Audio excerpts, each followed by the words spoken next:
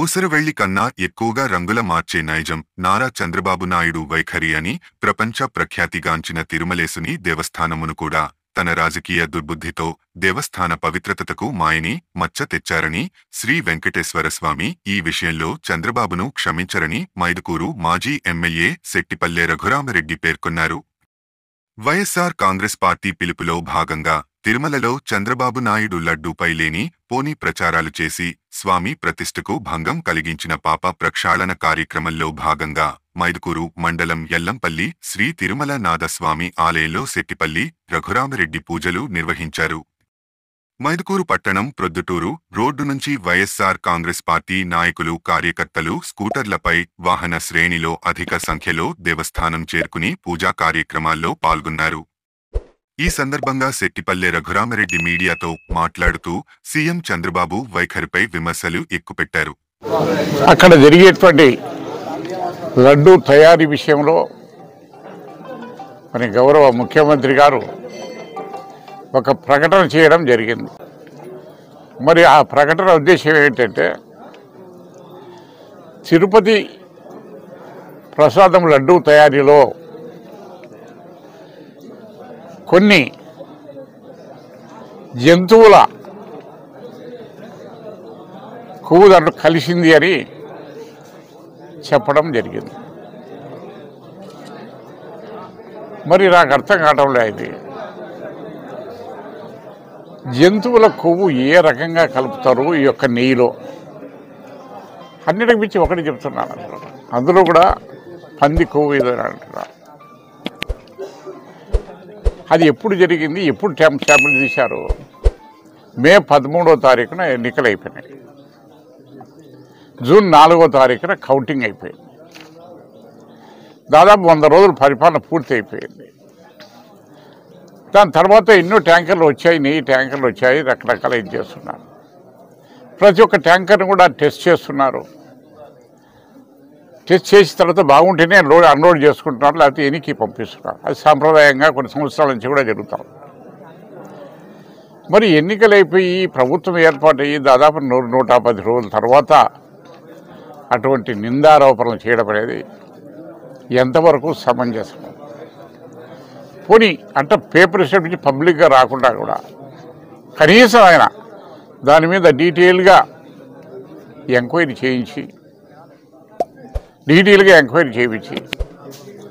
దానికి తగినటువంటి బాధ్యులు ఎవరో అటువంటి వారి మీద కఠిన చర్యలు తీసుకుంటే బాగుండేది. కానీ కొన్ని కోట్ల మంది హిందువులు, చాలామంది ముస్లిమ్స్ కూడా అక్కడ దేవుని ప్రార్థన చేసుకుంటున్నారు. అటువంటి కొన్ని కోట్ల మంది భక్తుల మనోభావాలకు దెబ్బతినే విధంగా మరి అటువంటి ప్రకటన చేయడం అనేది ఎంత దుర్మార్గమైనటువంటి చర్య అనేది నేను అడుగుతాను. పోనీ నిజంగా జరిగిందా? నేను ఈరోజు ఇక్కడికి వచ్చి దేవుడిని దర్శనం చేసుకొని ప్రార్థించింది ఒకటే ప్రార్థిస్తాను, నిజంగా అది జరిగి ఉంటే గినా దానికి బాధ్యులైనటువంటి సర్వనాశనం అయిపోవాలి. లేదు జరగలేదు, అబద్ధాలు చెప్పి ఉంటే అటువంటి స్టేట్మెంట్ నిజం కాదని తేలితే వారు కూడా సర్వనాశనం అయిపోవాలని చెప్పేసి నేను దేవుని ప్రార్థించాను. మరి ఒకటి చెప్తున్నాను, ఈరోజు ముఖ్యమంత్రిగా ఇప్పుడు ఇవి చేయలేరు. నిన్న ముఖ్యమంత్రి గారు పోతా ఉంటే, మాజీ ముఖ్యమంత్రి గారు తిరుమల పోవాలంటే, ఆయన తిరుమల సర్వసాధారణంగా అందరూ పోతుంటారు. ఆయన తిరుమల పోతుంటే మా అందరికీ నోటీస్ ఇవ్వడం ఏంటంటే నాకు అర్థం కదా. మా అందరికీ నోటీస్ ఇవ్వడం, నిన్న పొద్దున్నే 7 గంటలకి నా దగ్గరికి వచ్చారు. నేను పొద్దుట్లో ఉంటున్నాను, పొద్దుటూ 3 టౌన్ ఇన్స్పెక్టర్ గారు, ఎస్ఐ గారు అందరూ వచ్చి నాకు నోటీసులు ఇచ్చి అక్కడ ల్యాండ్ ఆర్డర్ ప్రాబ్లం వస్తుంది, మీరు వెళ్ళద్దు. ఇది ఏమి నాకు అర్థం కాలేదు. జగన్మోహన్ రెడ్డి గారు వచ్చి మేము పోకూడదా? నిషేధమా? దేవుని దగ్గర పోవడం నిషేధమా? మరి నాకు ఒక్కరికే కాదు, మా ఎంపీ జడ్పీటీసీలకు, ఎంపీపీలకు, మా రేడియానికి అందరికీ, మా వాళ్ళందరికీ ఇచ్చారు. అంటే ఇటు రాయలసీమలో ఉండే అందరికీ ఈ రకంగా నోటీసులు ఇచ్చారంటే ఏంటిది? మేమేమైనా టెర్రరిస్టుమా? తీవ్రవాదులమా? ఇదేంటంటే దేవుని దగ్గర పోయేదానికి కూడా మేము పోలీస్ పర్మిషన్ కావాలా, లేదా చంద్రబాబు పర్మిషన్ కావాలంటే ఇది ఎంతవరకు పరిపాలన జరుగుతుందో చూసుకోవాలి. మరి అన్నిటి కూడా మేము చేస్తున్నాం. నిన్న నుంచి ఒక కామెంట్, జగన్మోహన్ రెడ్డి ఆడికి వస్తే డిక్లరేషన్ ఇవ్వాలా అని చెప్పేసి. అయ్యా చంద్రబాబు నాయుడు గారు, ఎప్పటి నుంచో రాజశేఖర రెడ్డి గారు ముఖ్యమంత్రిగా ఉన్నప్పటి నుంచి కూడా ప్రతి ఒక్క సంవత్సరము బ్రహ్మోత్సవాలకు పట్టు వస్త్రాలతో వెళ్ళి ఆడ ఇచ్చి చేస్తున్నారు. దాని తర్వాత 19 నుంచి 24 వరకు జగన్మోహన్ రెడ్డి గారు ముఖ్యమంత్రి అంటే ఎన్ని సంవత్సరాలు వెళ్ళాడు, పట్టు వస్త్రాలు సమర్పించాడు, చేశాడు. అన్నిటికి మించి నీ గవర్నమెంట్లో నువ్వు 14 నుంచి 19 వరకు ముఖ్యమంత్రిగా ఉన్నావు. నువ్వు ముఖ్యమంత్రిగా ఉన్నప్పుడు పాదయాత్ర చేసేటప్పుడు ముందు తిరుమలకి వెళ్ళి దండం పెట్టుకొని వచ్చాడు. ఆ రోజు నువ్వు అడిగావా డిక్లరేషన్? పాదయాత్ర అయిపోయి వచ్చిన తర్వాత వచ్చా, అప్పుడు అడిగావా డిక్లరేషన్? అంటే మాత్రమే ఇష్టం లేదా? మరి వారి ఆయన దగ్గర నుంచి 5 సంవత్సరాలు ముఖ్యమంత్రిగా ఉన్నాడు. ప్రతి సంవత్సరం పట్టు వస్త్రాలు ఇచ్చాడు పవిత్రమైనటువంటి దేవాలయం దగ్గర.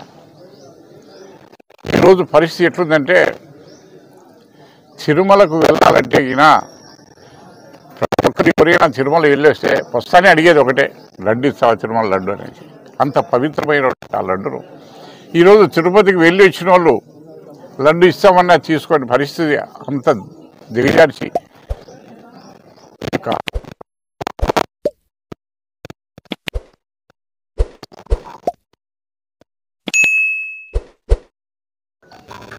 నువ్వు ఒక స్టేట్మెంట్ ఇచ్చావు.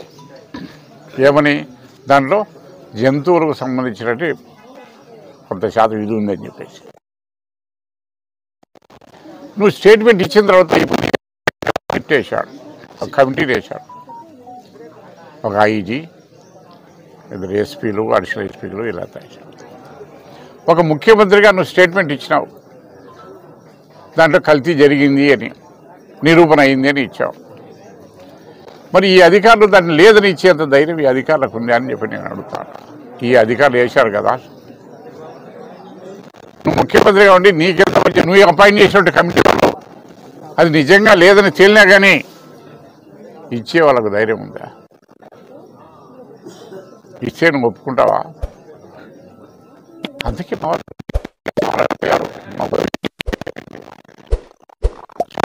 సుప్రీంకోర్టుకి వెళ్ళారు. నిట్టు ఇవన్నీ పనిచేసేది కావు. ఏమున్నా కానీ ఈ యొక్క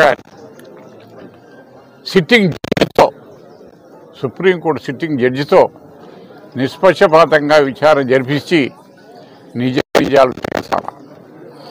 ఎందుకంటే ఇది కొన్ని కోట్ల మంది భక్తులకు సంబంధించినటువంటి విషయం.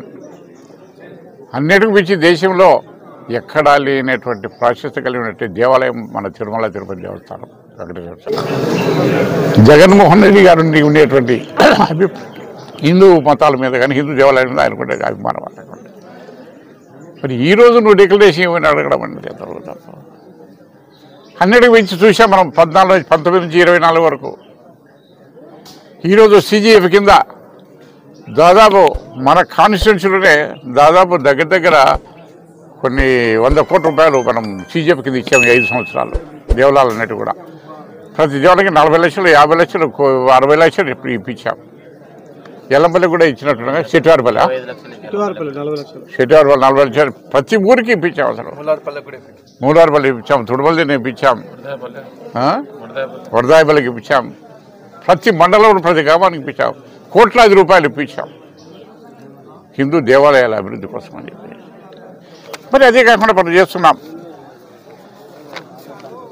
ఎంత దుర్మార్గమైనటువంటి పరిపాలన ఉండేదంటే చంద్రబాబు రేపట్లో నువ్వు ముఖ్యమంత్రిగా ఉన్నావు. ఆ రోజు తిరుమలకు వచ్చాడు అమిత్ షా,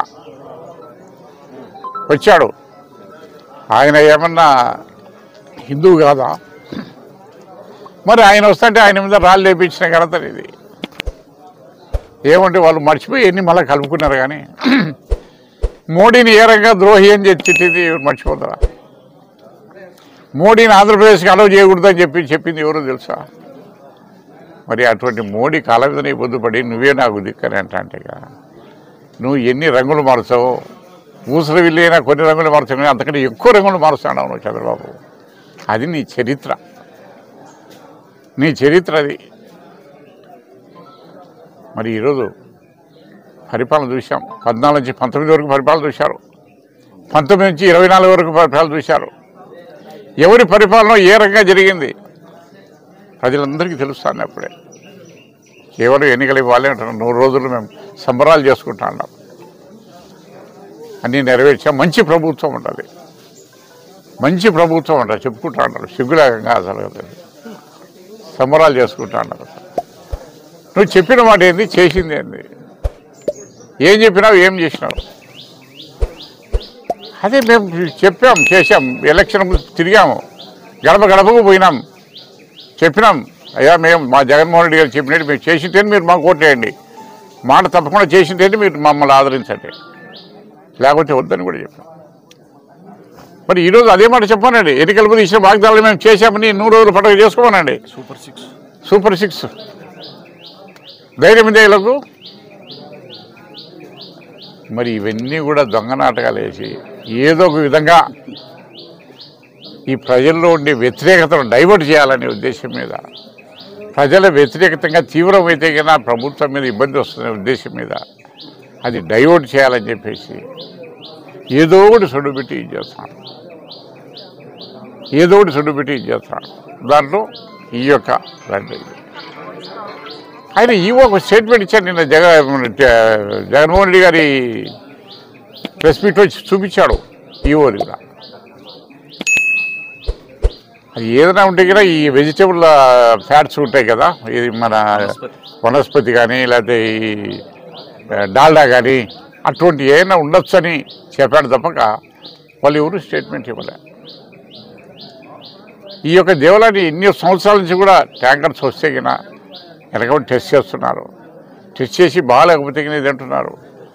మరి మీ ప్రభుత్వంలో 14 నుంచి 19 వరకు కూడా దాదాపు 17-18 ట్యాంకర్లను వెనక్కి పంపించినారు. మరి 19 నుంచి 24 వరకు కూడా దాదాపు 15-16 ట్యాంకర్లు వెనక్కి పంపించినారు బాగలేకపోతే.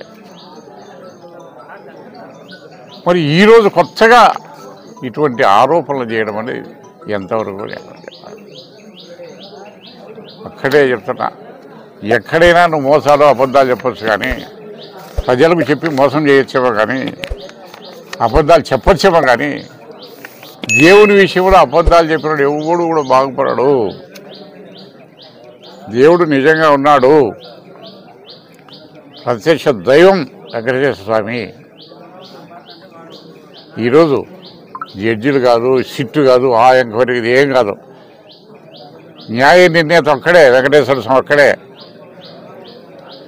ఆయనే తగిన శిక్ష చేస్తాడు ఎవరు తప్పు చేసింటే వాళ్ళకు. అది జరగాలనే ఈరోజు ప్రార్థనలో మేము చేసుకుంటున్నాం. Thank you.